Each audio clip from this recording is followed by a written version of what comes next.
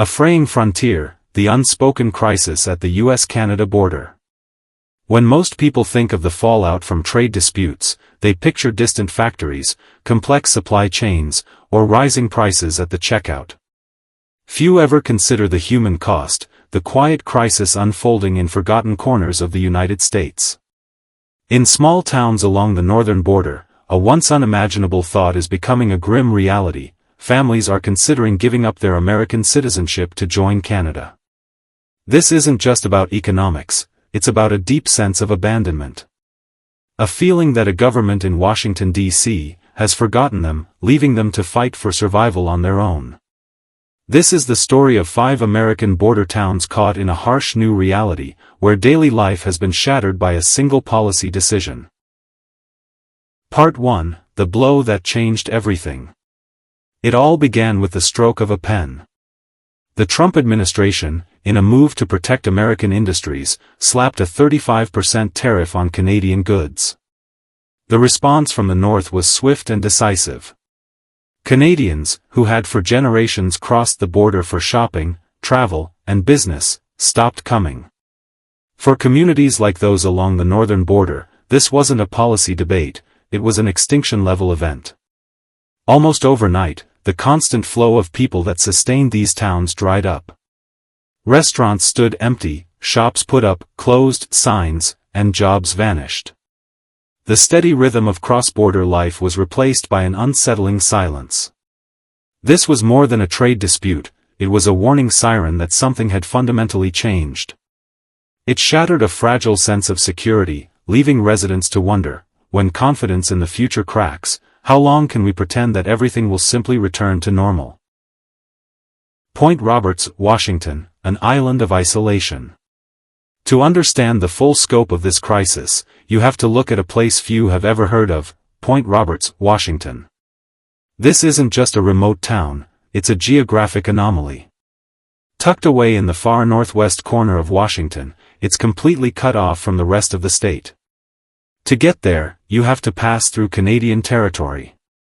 For decades, its economy and its very existence have depended on its neighbors in British Columbia. Before the tariffs, Point Roberts was a convenient pit stop for Canadians. They came to shop duty-free, pick up packages, or just enjoy a quiet afternoon by the sea. The 35% tariff was the final nail in the coffin. Shops that relied on Canadian customers saw their revenues plummet by 60 to 70%. On some days, not a single customer would walk through the door. This collapse has hit everything from grocery stores and cafes to repair shops and clinics. The most striking thing is the reaction: no panic, no shouting, just quiet endurance. Residents have tried everything, from shifting to expensive, complicated domestic shipping routes to selling online, but the small population of fewer than 1,000 people makes it difficult to adapt. Point Roberts lays bare a sobering truth: not every community in America is equipped to withstand a sudden shift in federal policy. The town now faces tough questions. How do you sustain an economy that has always depended on foreign visitors? How do you lure them back when prices are higher and border procedures are more burdensome? And, most importantly, how do you keep residents from feeling abandoned and cut off from the rest of the country? Point Roberts is a tiny dot on the map, but it poses a profound question for the entire nation. When decisions are made at the national level, who ensures that small, remote communities still have the tools to survive? Darby Line, Vermont, the heartbreak of a divided community. If Point Roberts is a story of geographic isolation, Darby Line, Vermont, is a testament to a more profound sorrow, the sorrow of a community that once believed itself to be a bridge but has now become a wall. The town sits directly on the US-Canada border, fused tightly with Stansted, Quebec. Streets, houses, and even buildings overlap. The clearest symbol is the Haskell Free Library and Opera House, where the front door is in the United States, but the stage belongs to Canada. For generations, residents moved about as if the border didn't exist. Americans and Canadians fell in love, worked side by side, and shopped together. This was held up as the model of an unguarded frontier. But when trade tensions flared, that open atmosphere began to fade. When the 35% tariff hit, it was more than a headline, it was a direct cut into daily life. The Haskell Free Library, once a vibrant gathering place for both communities, now stands hollow and silent. The warmth that once defined the place has vanished. For the people of Darby Line, the tariffs were not just about economics, they were a betrayal of mutual respect. The town has lost not only revenue but also its very sense of connection. Families with dual citizenship now face painful choices. Cross-border jobs have disappeared, and generational ties are fraying. An elderly resident put it simply, "Trump doesn't know we're here. If he did, he wouldn't have signed that order." The sense of being forgotten is so deep that the idea of Canada one day absorbing the town is no longer a joke. It's an idea that surfaces in community meetings, in whispers, and in closed-door conversations.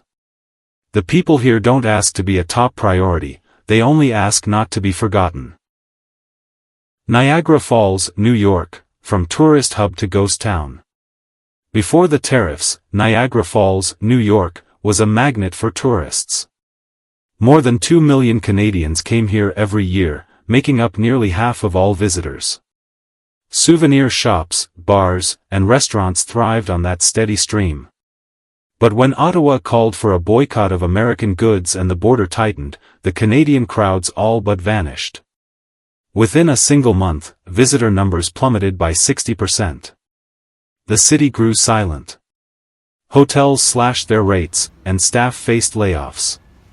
The municipal budget shrank, forcing cuts to public health, transit, and education.